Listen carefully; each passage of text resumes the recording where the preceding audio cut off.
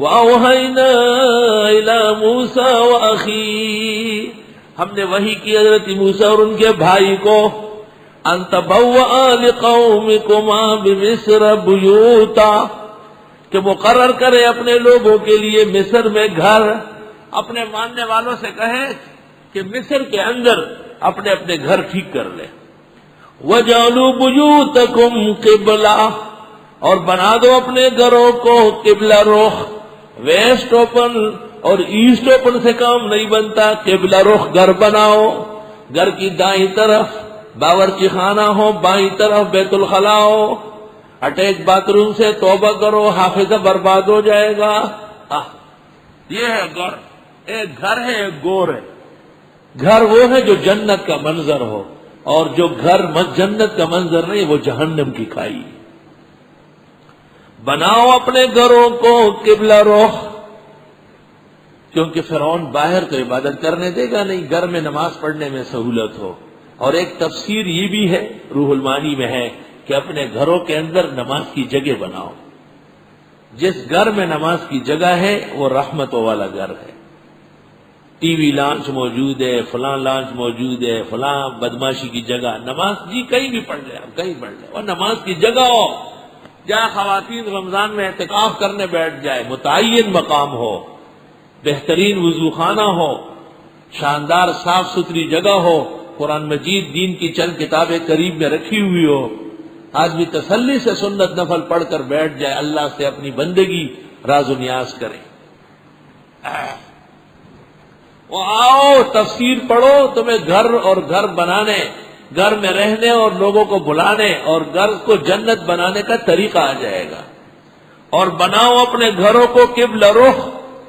احسن المدارس کچھ ججز آئے تھے، عثمان علی شاہ محتسب اعلیٰ تھا پاکستان کا. تو ایک جج نے کہا کہ عمارت بڑی اچھی ہے لیکن ٹیڑھی ہے، اس طرح میں. مزمل بھائی صاحب تھے، انہوں نے کہا نہیں قبلہ رخ ہے. اچھا معافی چاہتا ہوں، ساری معافی چاہتا ہوں. ان غریبوں کے پاس ایسٹ اوپن اور ویسٹ اوپن کے علاوہ کوئی اور عقل ہے ہی نہیں. مزمل بھائی نے کہا یہ قبلہ رخ ہے کہ اگر رش ہو گیا، مسجد میں جگہ تنگ ہوگی یا وہاں صفائی ستھرائی ہو تو یہاں جماعت کھڑی ہو کہ مکمل جماعت ہوگی. الحمدللہ تمام کمرے، تمام ادارہ اس طرح سے بنا ہے کہ اس میں جماعت آرام سے ہو سکے. اور بناؤ اپنے گھروں کو قبلہ رخ. امام مجاہد نے کہا ہے یہ مصر کے اندر اسکندریہ کا واقعہ ہے. مصر قاہرہ کے قریب میں ایک شہر ہے اسکندریہ، مشہور ہے سکندر ذوالقرنین یہی کے تھے.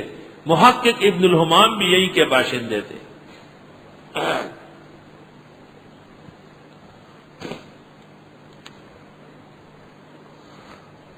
وَأَقِیمُوا الصَّلَاةَ، پابندی سے پڑھو نماز. وَبَشِّرِ الْمُؤْمِنِينَ، خوشخبری دو مسلمانوں کو.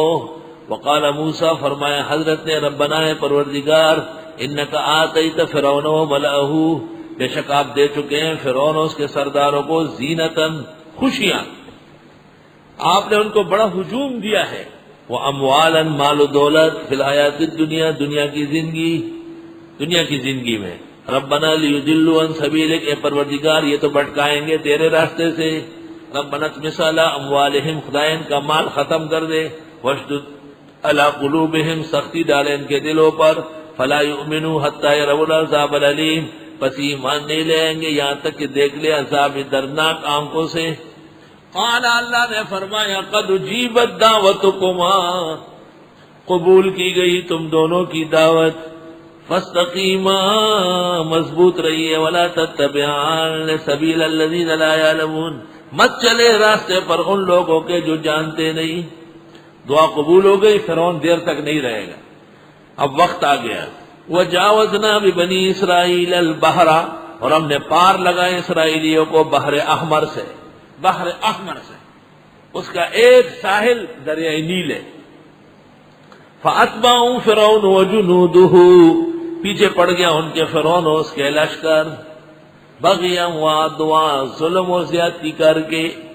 حتی اذا ادرکہ الغرق، یہاں تک کہ جب فرعون ڈوبنے لگا، اس کو یقین ہوا کہ میں ڈوب رہا ہوں. قال آمنت، ایک میں ایمان لایا، انہ لا الہ الا الذی آمنت به بنو اسرائیل، وہ جس پر ایمان لائے بنی اسرائیل، وانا من المسلمین، اور میں مسلمانوں میں سے ہوں۔ امام راضی نے لکھا ہے کہ عجیب بات ہے، فرعون نے ڈوبتے وقت 3 نعرے لگائے، آمن تو 1، لا الہ 2، اور انا من المسلمین 3، اور اللہ نے کہا نہ آل ابھی مان لاتا ہے وہی، وقد عصیت قبل، اور شرارتیں کرتا تھا وقت پر، وکنت من المفسدین، تھا ہی فسادیوں میں سے۔ وجہ یہ ہے، قرآن پاک کو دیکھو کہ یہ بے ایمان جو تھا یہ موسیٰ علیہ السلام سے بغض رکھتا تھا، کہتے بنی اسرائیل کے خدا پہ ایمان ہے، موسیٰ و ہارون نہیں کہہ رہے۔ تو جو نبی کو نہ مانے اس کا ایمان معتبر نہیں ہے، ایمان میں اصل نبی ہے۔ فرعون ڈوب گیا، اس کی وہ لاش کنارے پہ آئی، اسرائیل مان نہیں رہے تھے کہ وہ ڈوب سکتا ہے، وہ کیسے ڈوبے گا؟